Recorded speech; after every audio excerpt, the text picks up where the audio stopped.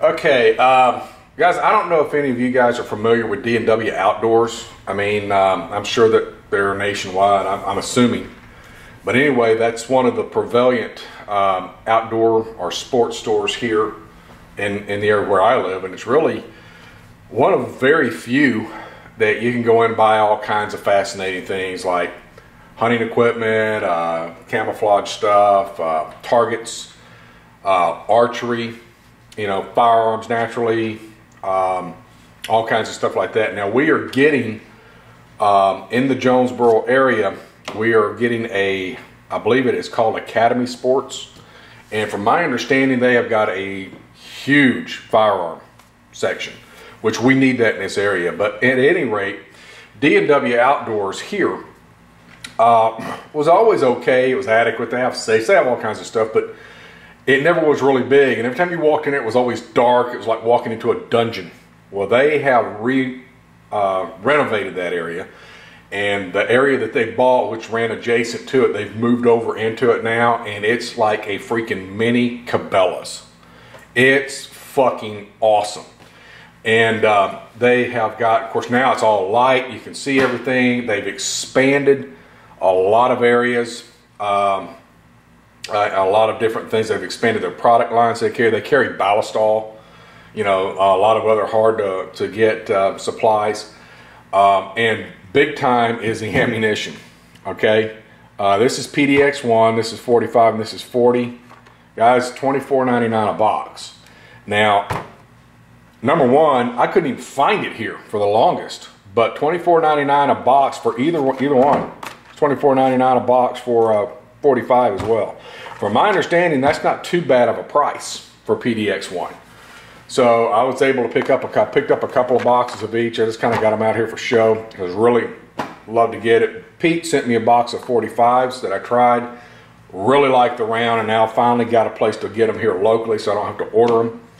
And then I went ahead and picked up a box of 40 Smith & Wesson because I want to try that in some of our 40s as well. So we'll see how it goes there. But they really expanded it out, and I'm just kind of excited about that. I got a place that I can actually go to buy shit.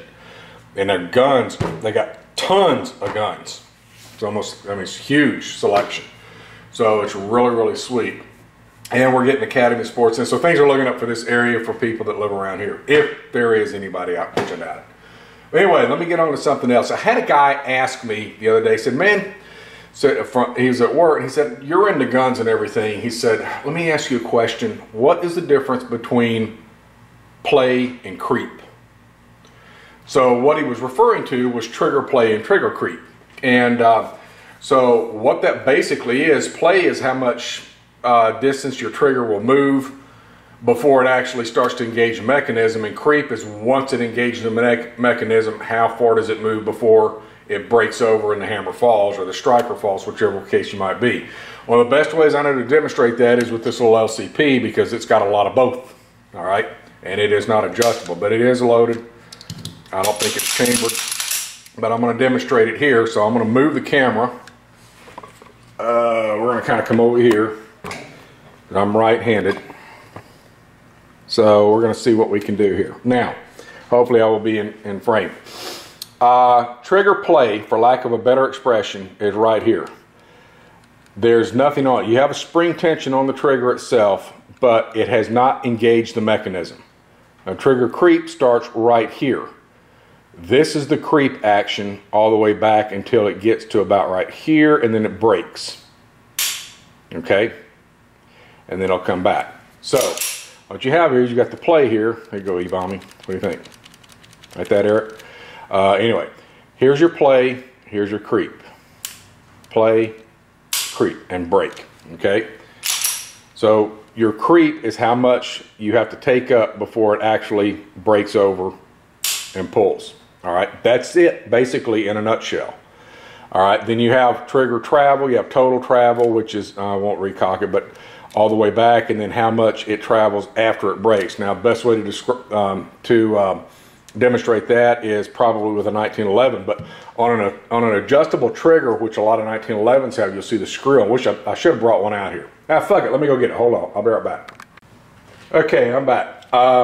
It's the 1911 here. Okay, now, this one here, there's a little bit of trigger play right here, not much. Now you can take that out on some triggers. Adjustable triggers, you have the ability to take some of that out. This one doesn't have that, but it's not very much, and then your creep is there. Now, what you can do is on like this trigger right here, it is adjustable. There's a screw. After the hammer falls, you can control how much further that trigger will travel. A lot of people want very little travel after that. Like I don't have very much travel after mine. When it breaks, I mean, it doesn't go anywhere else. You can set that to have a little bit more travel or a little bit less. Okay, that's basically the purpose of this screw back here.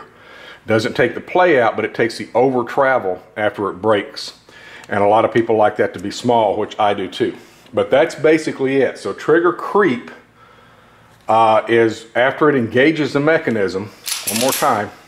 This is the play before it actually engages the mechanism at all. And the creep is this right in here. This is what you would call your trigger creep. It is engaging the mechanism right here. And then right before it starts to break over, which is about right here. Well, actually about right there, and then bam. And then it goes over. That's basically it. So if you were wondering, hopefully that gets you in the right direction. All right, guys, that's all I got. Later.